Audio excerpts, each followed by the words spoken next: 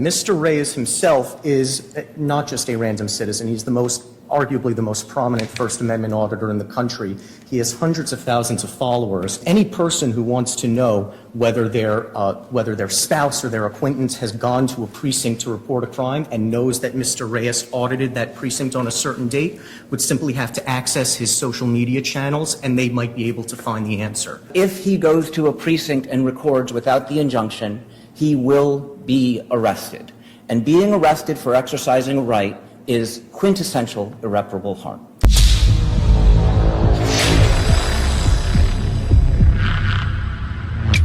Hey, what's up guys? Long Island Audit here, back again with another video. In today's video, we will be covering the Second Circuit Court of Appeals oral arguments on the injunction that was granted by a district court judge in my federal lawsuit against the NYPD. The NYPD is desperately trying to get the injunction vacated. Remember, this isn't about security, safety, or privacy concerns. This is about having power over the people the NYPD has sworn to serve and the obstruction of transparency in the department. Stick around until the end of the video for my thoughts on the arguments. Let's get into it. Sean Paul Reyes versus City of New York. May it please the court, Chase Mechanic for the appellant, City of New York. The district court profoundly disturbs the status quo by relying on a novel and mistaken construction of the state and city right to record acts to enjoin NYPD's no recording policy, thereby allowing Reyes to create a permanent and public record of who visited a police precinct and what precinct they visited.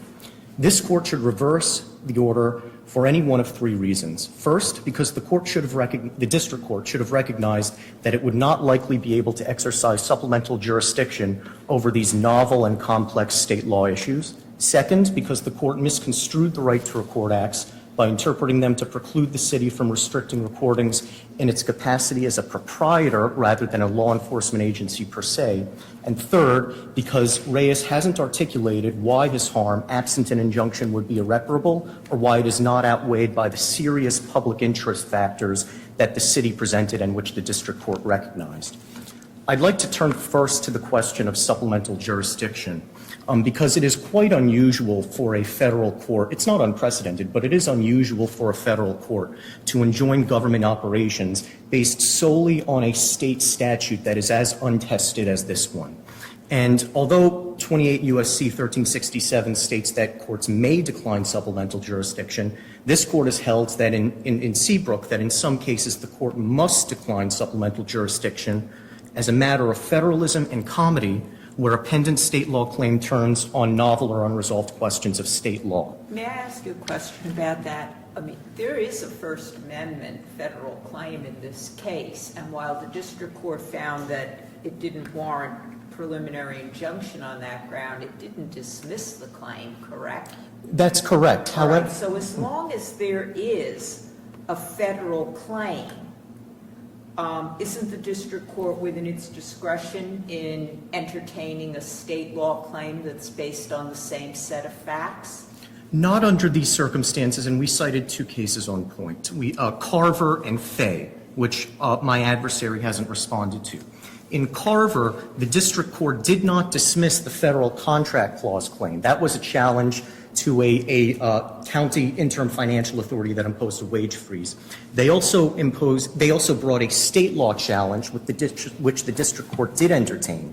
And this court held that it was an abuse of discretion to exercise supplemental jurisdiction over that claim, stating that it is enough that the construction of the provision of the NYPD Act, which was the state statute at issue, raises an unresolved issue of state law that should be resolved by the New York state courts because the manner in which the statute is construed implicates significant state interests. And there, too, that was based on the same set of facts. It was the same wage freeze being challenged by the county financial authority. And that's 730 F. 3rd 150. The other case that we cited is Fay, the South Colony Central School District, 902 F. 2nd 21, 1986. That case brought constitutional federal claims, statutory federal claims, and a state claim in which a father alleged that he was entitled to records concerning his child's education.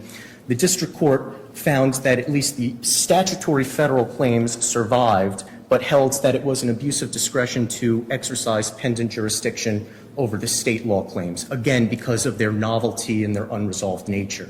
Well, now, of course, the district court, with respect to questions of New York law, is not in a position to certify these difficult questions, but we are.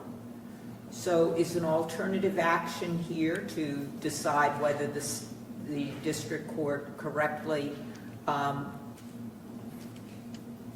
concluded of what the problems or how the New York law would operate here, for us to first ask the New York Court of Appeals to tell us how to construe this? So my concern with certification here deals with the procedural history or the procedural posture of this appeal. We have a preliminary injunction in effect right now, and if this court were to certify to the Court of Appeals, that injunction would remain in effect potentially for months or a year while it's pending in the Court of Appeals. So I think that procedural posture complicates things. I also think that, as a general matter, Congress didn't indicate that certification to a state high court would be a panacea where supplemental jurisdiction is otherwise lacking. If that were the case, then this court in Carver could have certified to the Court of Appeals. Well, it's not lacking, is it? It's a matter of whether it's appropriately exercised. It's not lacking. There's a federal claim, and it's pendant to that. I agree, Your Honor. I should say where it would be an abuse of discretion. All right. And that's not the route that this court took in Carver.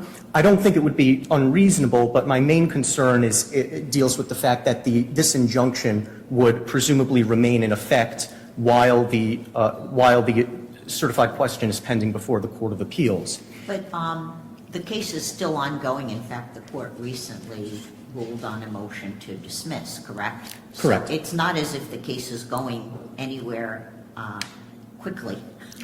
Presumably discovery will take place. And I understand that you're here on the preliminary injunction and whether that should continue. But it bears noting that that injunction was limited by a 3-judge panel.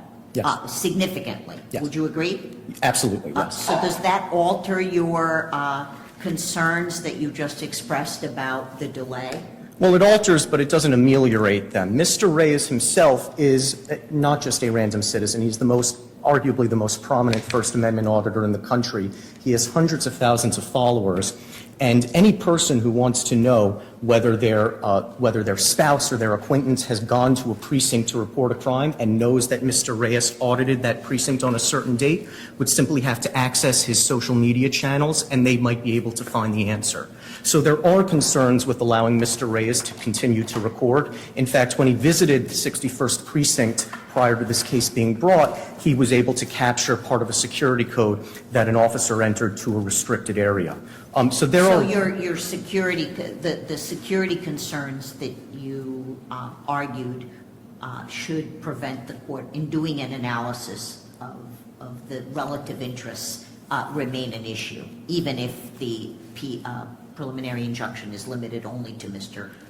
Reyes. Correct. Even limiting the injunction to Mr. Reyes would still raise those concerns. Because of the public, it's not that he's just going in, it's that he's recording and then posting it on social media. Correct. And that is what he testified to, and that's what the record shows. He's not simply going in to access, he's going in order to post them to his social media channels. As the court appreciates from the briefing, I think the parties are at loggerheads about what this statute means. The district court thought that the analysis began and ended at the text of the statute.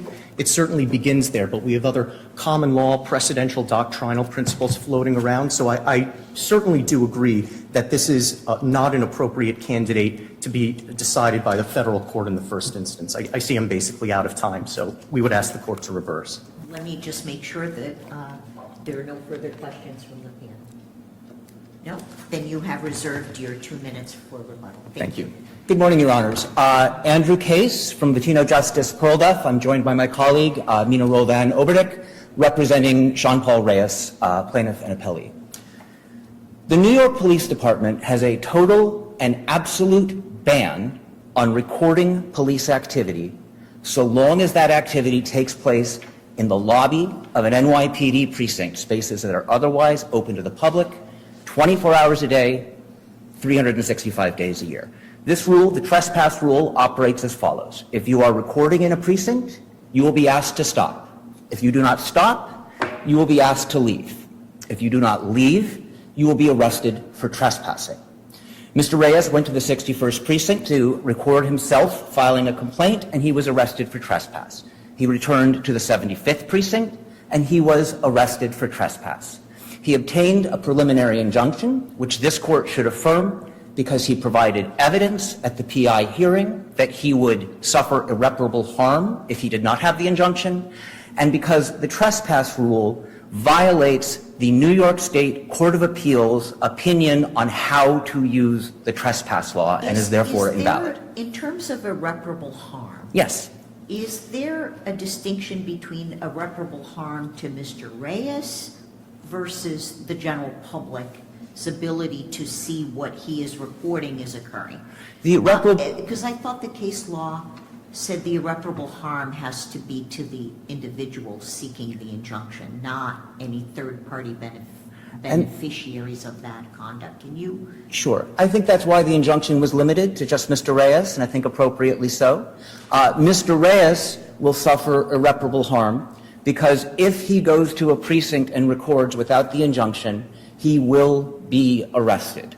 And being arrested for exercising a right is quintessential irreparable harm.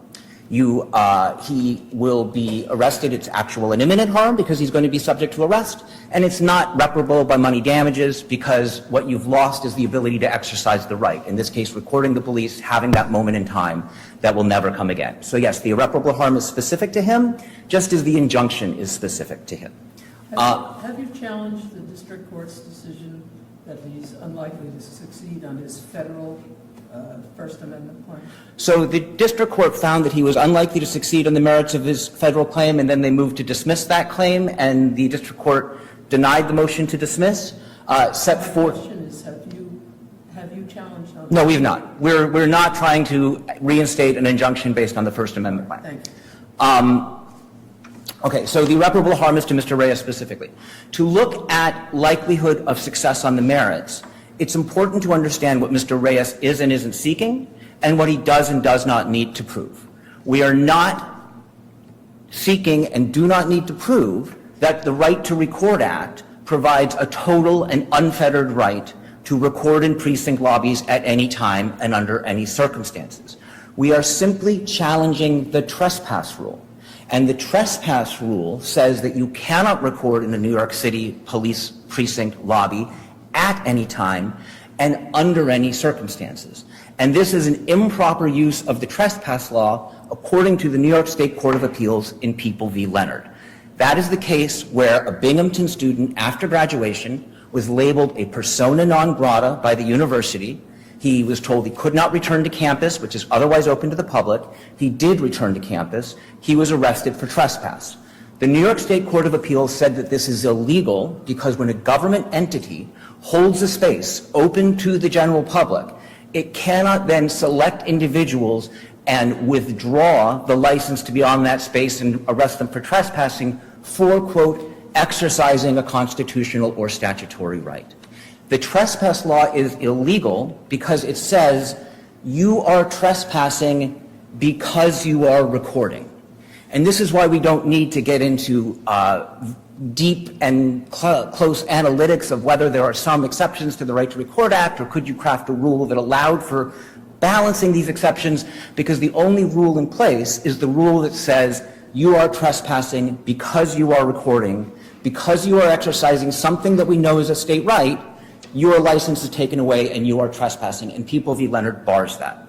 If you look at the cases at the state sites, the city sites, either these are spaces that are not open to the public generally. So yes, if the city owns an apartment building, it can lock the doors, it can arrest you for trespass if you're in the hallways. The space is not open to the public generally. That's People v. Barnes. It's one of their cases. The two police cases they cite, People v. Martinez and People v. Reap, these are cases in which people were interfering with the use of the property. In Martinez, they're locking arms in the hallways of 1PP, stopping people from getting to the police commissioner's office. And in People v. Reap, there's someone who's in the lobby of a precinct, jumping up and down, screaming and threatening people. In both of these instances, you're interfering with the basic use of the property. That is a principle that is set forth in a case called People v. Haterman, which says you cannot go to the IRS office and go to people who are waiting in line and tell them they don't have to pay taxes under your theory. You can be ejected for trespass for that. There's no evidence Mr. Reyes was interfering with any police conduct at either occasion, and there's no evidence that the trespass rule depends upon people interfering with police activity. Very briefly on balance of equities and the public interest, I think these two, the issues that the city raises, might have been more applicable to a citywide injunction than to the injunction that's enjoyed by Mr. Reyes. He has been going to precincts. He has been recording. He had a recording of himself in a New York City precinct posted on his website yesterday. He was there last month. There have been no issues. There have been no concerns about public privacy. There have been nothing but very polite encounters, in fact. And one last point then on supplemental jurisdiction. Not only does the First Amendment claim still survive, but there's also a Fourth Amendment claim which aligns with the contours of the Right to Record Act claim almost precisely. It says that these arrests, because they lack probable cause, they're also a Fourth Amendment violation, so the trespass rule violates the Right to Record Act and it violates the Fourth Amendment. So any issues of interpretation of state law, which we don't believe are as complicated given the trespass rule, are going to be present in the Fourth Amendment claim going forward. Let me ask you about that. That it's not as complicated. In reviewing whether the district court abused its discretion, which is the standard here in exercising the supplemental jurisdiction, it seems that the district court thought that the New York question had to be novel and complex in the conjunction to decline to exercise jurisdiction. Is that the correct standard, or is it the disjunctive, novel or complex? Because I think we might understand why it's novel, but as you yourself have suggested, it may not be complex. I'm going to confess I don't know the answer to whether it's novel and complex or novel or complex. I don't believe that it would really make a difference here because it's not novel to answer this question because of the Court of Appeals case in People v. Leonard, and it's not complex for the same reason. I think if we were talking about a different rule... If we were to disagree with you about the novelty question, okay, where would we be? Would the district court have erred in thinking that it also had to be complex? I'm going to admit I don't know whether it's a novel and complex or novel or complex. If this panel believes that the question is novel and novelty alone without complexity is enough for the court to have been wrong to exercise supplemental jurisdiction, it could send this case to the New York State Court of Appeals for certification. I think if there is, we would say that this question is very simple, but that if this panel feels there's some reason to come to a conclusion rather than reverse it and send it back to the district court and say you shouldn't have exercised supplemental jurisdiction and dismiss the case and send it to state court, you could send it to the Court of Appeals. The law for considering the exercise of supplemental jurisdiction also suggests that a court should consider whether it implicates the administration of state government. Did the district court consider that question? I don't recall from the decision whether there was a discussion of that issue, but I don't believe that. I think the evidence speaks for itself. If you look at the videos that he's been posting, there's been no interference with government from having the injunction in place. No, whether the injunction implicates the administration of state government, and my concern is whether we need to have consideration of whether an injunction that affects how the New York City Police Department operates its precincts implicates the administration of state government. I would say that the injunction doesn't actually change how they operate the precincts, other than this, they can't eject people for trespassing. I haven't seen major changes in how the precincts are laid out, or this or that, or putting up new walls or changing things. I just have seen ordinary encounters that would have happened regardless happening in the same way and just being recorded. What is your view on the question I asked your adversary about whether this court should certify the question of whether the state RTRA is violated by these actions, whether we should certify that question to New York?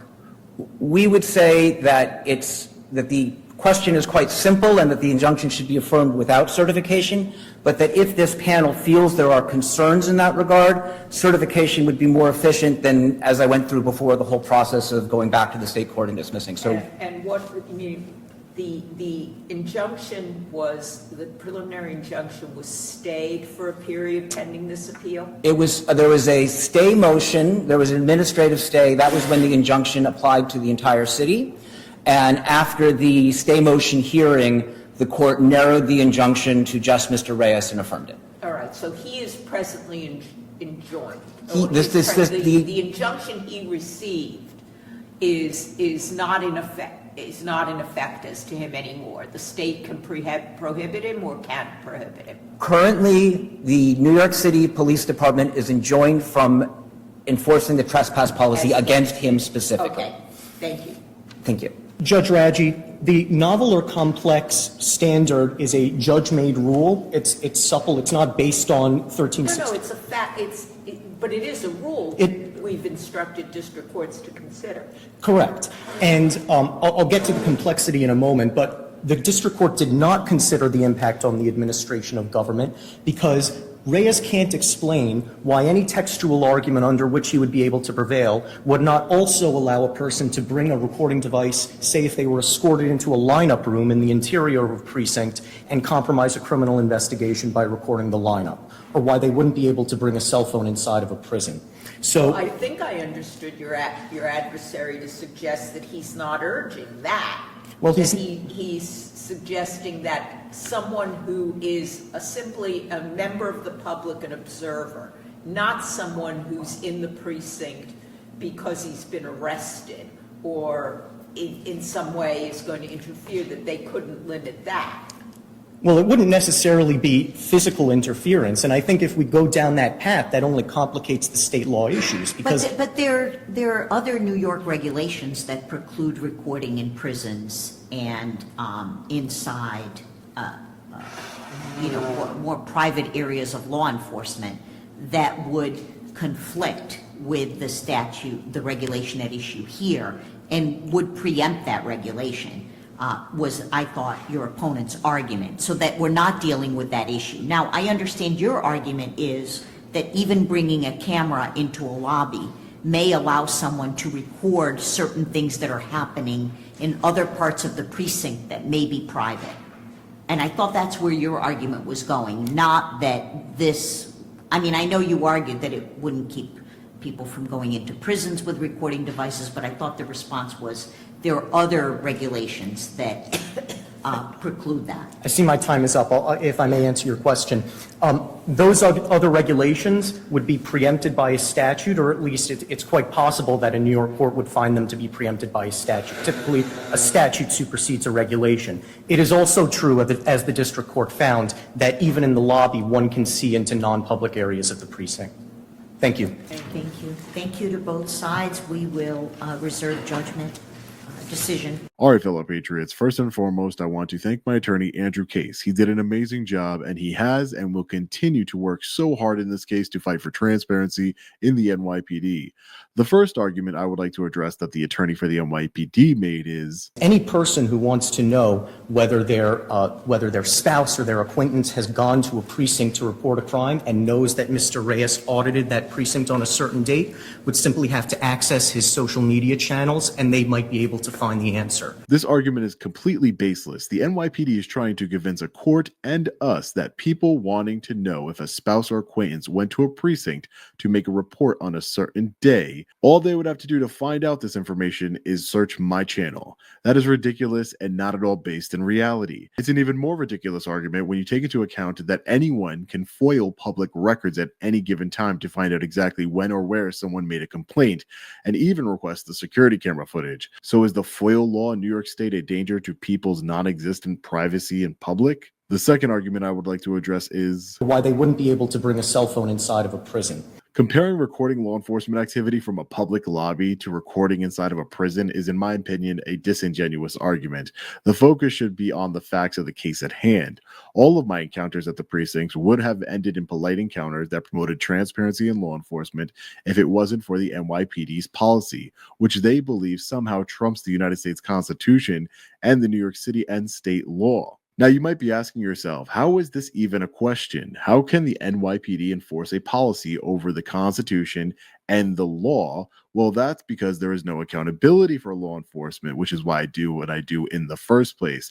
As I've said many times on this channel, the amount of time and money it takes to try and hold them accountable, which is what we're doing with this case, is significant.